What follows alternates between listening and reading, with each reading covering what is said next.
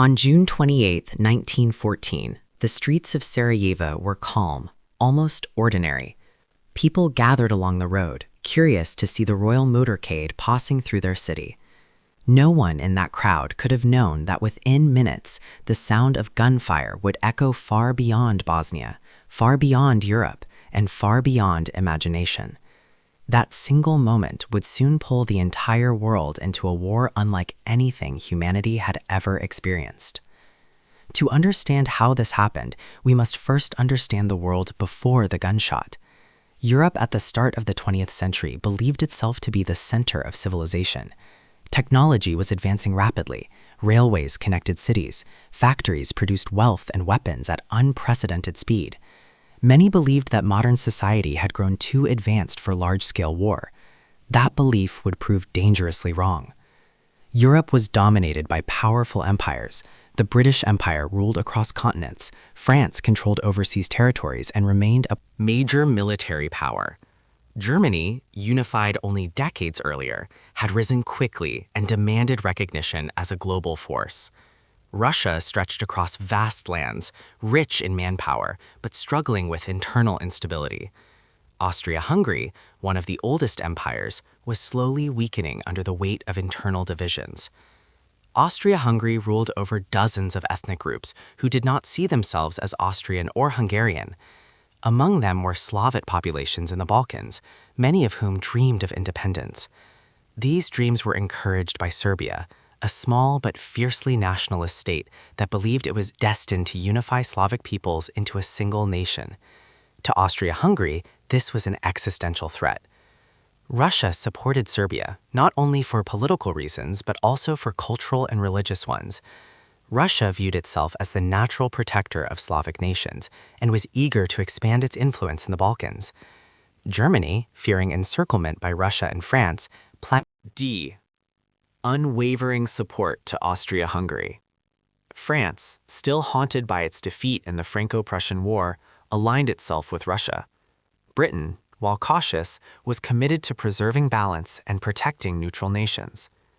These alliances were designed to prevent war through deterrence. In reality, they created a system where a single conflict could activate a chain reaction. Diplomacy became rigid, mobilization plans were inflexible. Once armies began to move, stopping them would be nearly impossible. Militarism dominated political thinking. Nations measured their strength by the size of their armies and the power of their weapons. Generals planned wars down to the minute, believing speed would determine victory. The idea of backing down was seen as weakness. Leaders feared that compromise would lead to humiliation or collapse at home. Nationalism intensified everything. Citizens were taught that their nation was superior and destined for greatness. Newspapers glorified war. Public opinion often demanded firm responses rather than peaceful solutions. The atmosphere was charged with pride, fear, and expectation. Into this volatile environment came Archduke Franz Ferdinand, heir to the Austro-Hungarian throne. He was not universally loved, but his position made him a symbol of imperial authority. His visit to Sarajevo in June 1914 was intended to demonstrate control and stability in a region already filled with resentment. To nationalist groups, his presence represented oppression. A small group of young conspirators believed that dramatic action was the only way to change history. They were not professional soldiers. They were students and idealists, driven by a belief that sacrifice would awaken their people. The assassination attempt itself was chaotic. Early plans failed. Bombs missed their target. Confusion spread through the streets. The motorcade continued, unaware of how close disaster already was. Then fate intervened. The Archduke's car took a wrong turn and slowed near a cafe. Standing there was Gavrilo Princip. Princip fired 2 shots at close range. One struck Franz Ferdinand, the other struck his wife, Sophie.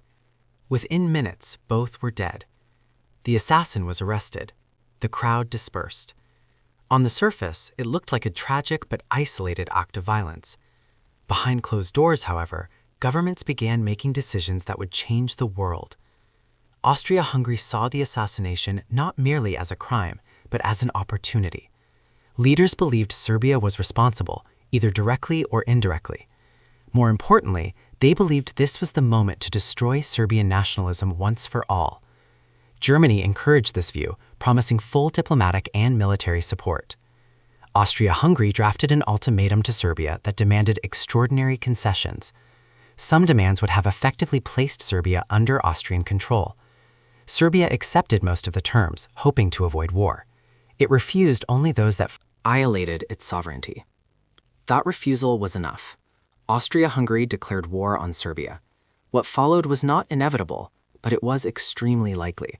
Russia began mobilizing its massive army to support Serbia. Germany, seeing Russian mobilization as a threat, declared war. France honored its alliance with Russia. Germany launched its pre-planned invasion through Belgium to reach France quickly. Belgium was neutral. Britain had guaranteed its neutrality.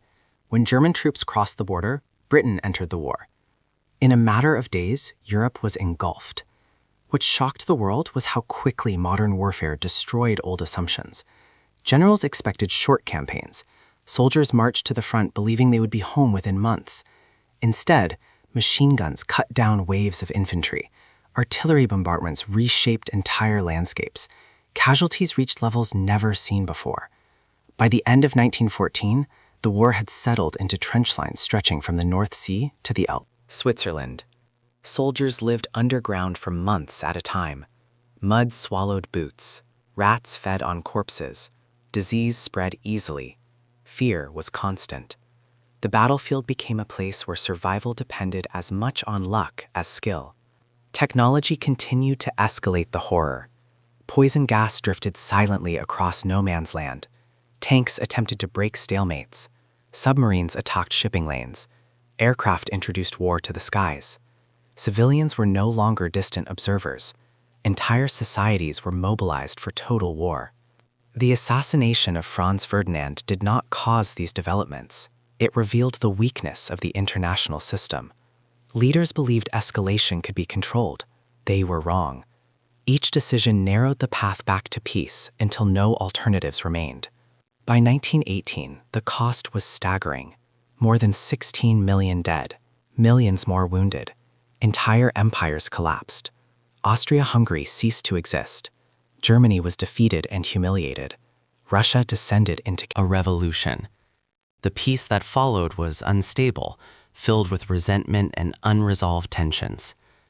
World War I began not because of one bullet, but because the world had been preparing for disaster without realizing it.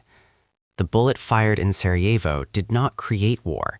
It exposed how close humanity already was to the edge. It was not the power of the weapon that changed history. It was the failure of restraint. And once that restraint was lost, the world would never be the same again.